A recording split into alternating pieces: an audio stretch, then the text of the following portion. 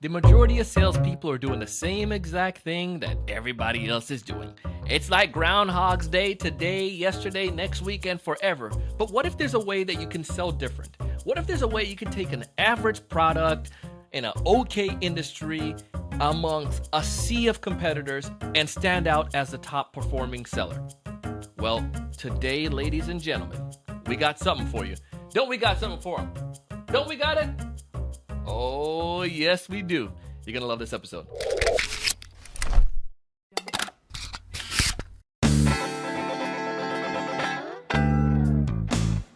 Hey, everyone. Welcome to another great episode of the Sales Evangelist podcast. I'm your host, Mr. Donald C. Kelly, the Sales Evangelist, and I'm so excited for another great episode. I'm so excited to be here with you today. And on this episode today, we're going to be talking with our good friend Lee Salz, and he's been on a podcast in the past. He has a new book, Sell Different, and I think you're going to like it. There's something different about it. Anyways, we'll talk about that here in a second. But as a B2B sales rep, whether you're selling enterprise or to the mid-market or selling to a small organization, or if you're a small entrepreneur, small business, trying to get this thing off the ground, the principles taught in this episode can help you. But it's not going to unless you apply it. So I want you to take the things you learned and apply it. Let's dive into the episode with Lee. You're going to love it. Let's go on. Let's go sell different, guys. Was about the competitors. Like, there's always people that are going to compete against you, so to speak. But I feel that there's more to it, because there's a comparison that we always give in the sales world, or just it's easy to do.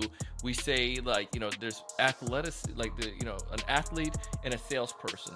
I know you have some thoughts on that, and I would love to get your insights on how this maybe you can enlighten us, so to speak. Yeah, I mean, that's one of the oldest comparisons or contrasts that you see. Is they say that salespeople are athletes in business, and I can understand why they say that, right? I mean, when you think of the goal aspect of it, right?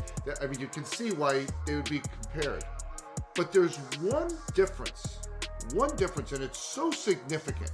If you think of what athletes do, they work hours, days, weeks, months, years, perfecting their craft.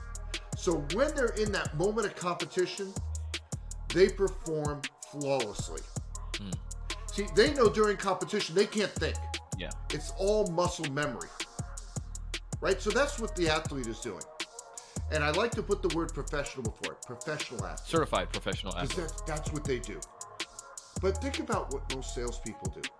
They play the game over and over again, hoping to get better. How many salespeople do you know that work on their craft outside the game, right? They take lead after lead, hoping to improve, have discovery meeting after discovery meeting, hoping to be better.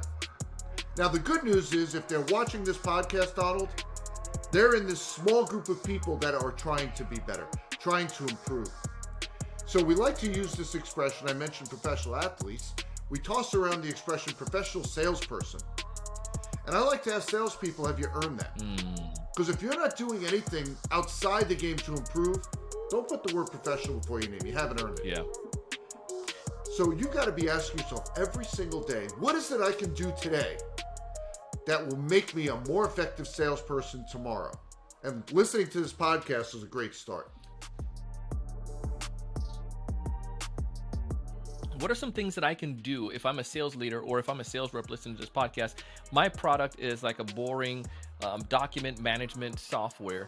How can I differentiate that or make that unique enough in my pitch? Because I know, you and I both know what's going to happen if we're not professionals. We're going to leave this episode and we're going to go to a sales call and we're going to go back and do the same thing that we've said for the past 6 years, or however long you've been selling your solution. How do I help to take that elevation to the next level? Well, that's the thing is today competition's never been more fierce, and the differences between what you're selling and what the competition offers in our heart of hearts is probably not as significant as it used to be. They've caught up a bit. Yeah. But I don't know about you. I haven't seen any sales managers saying, you know what, I know it's tough out there.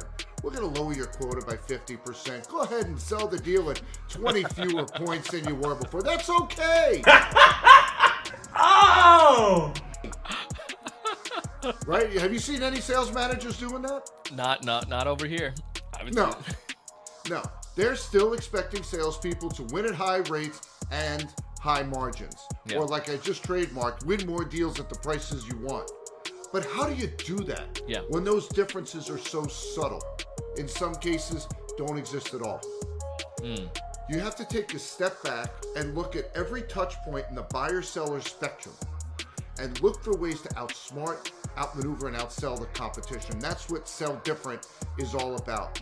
What I've done is I've put together 15 chapters, and each one is dedicated to a strategy to help you do exactly that, to outsmart, outmaneuver, and outsell the competition. So I get into how you generate leads, how you get referrals, how you handle discovery meetings. Everybody wants to know how to increase close ratios. Improve your discovery, and your ratio will take care of itself. Come on, how you man. sell virtually. What's that? No, I was gonna say, come on, I'm loving this, man, because that idea there, I said this to someone and they didn't get it. They thought that I meant they need to start following like, the Glenn Ross concept of ABC, because I said you start your close begins in the discovery, and they're like, oh, okay, so I'll start doing the soft close, and I'm like, what? Start doing the Ben Franklin. I'm like, come on, get rid of those old school stuff, bro. What I mean by that is that if, in my experience too, Lee, going back to this, is like when I've sat down with a prospect and we've identified their true challenge and was able to ask those tough questions that may be uncomfortable to ask, that helps, because at that point they're like, this person knows what they're talking about. They can clearly solve my problems. They're asking stuff that I didn't even think about, and they're offering solutions to things that I didn't much recognize in this discovery. Now that leads us to then go to that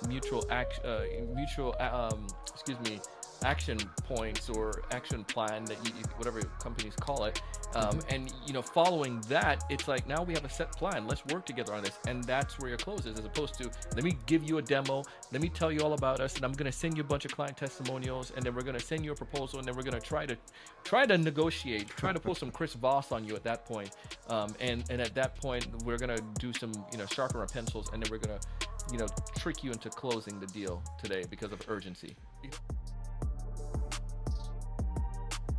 One major takeaway you want folks listening to our conversation today to walk away with when it comes towards selling different? Well, it's that mindset. Don't just sell different. Look at those touch points. Look at those interactions. Look at the way you prospect. Look at the way you handle a discovery meeting. Look at the way you handle a presentation or a demo, how you put together a proposal, how you handle customer service or account management. And take a step back and say, what can we do different than the competition that our buyers will find meaningful? It's there. It's staring you in the face. You just have to ask yourself that question. If folks want to get in touch with you, what's the best way for them to do so? Go to selldifferentbook.com.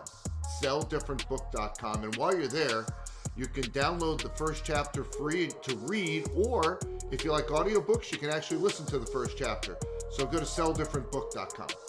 Hey, that was Lee, and if you want to get connected with him, you can go ahead and find his information in the show notes. Take advantage of his deal, the offer that he's giving you. You can't beat that, man. You can get the first chapter there for free. Listen to it, and if you like it, then you can go ahead and purchase the full book. But go ahead and check it out. Tell him that you heard him on the Sales Evangelist podcast, and connect with him on LinkedIn. You can follow him on Instagram as well, and take the principles from the book and apply them. That's the biggest thing that I'm telling you with all of our episodes. I want you to apply what you're learning so you can see the difference, so you can see results. No matter what you're selling, the principles again apply. Speaking about applying, take advantage of our sponsors. They're providing you some amazing things. They're giving us some amazing offers to you as a community member. And I just want to tell you, thank you for being here, and thank you for helping us to get the podcast where we are today. We're so excited to be here in this new year and to help you to adjust your mindset and help you to be able to prepare yourself to be able to take over 2022. Thank you again for being here. Thank you so much for your dedication. Thank you for your care. Thank you for your tremendous support. As always, I want you to find more of your ideal customers. I want you to know what to say when you reach out to them. I want you to close more deals. But most importantly, I want you to raise your level of thinking and go out and do big things. Thank you.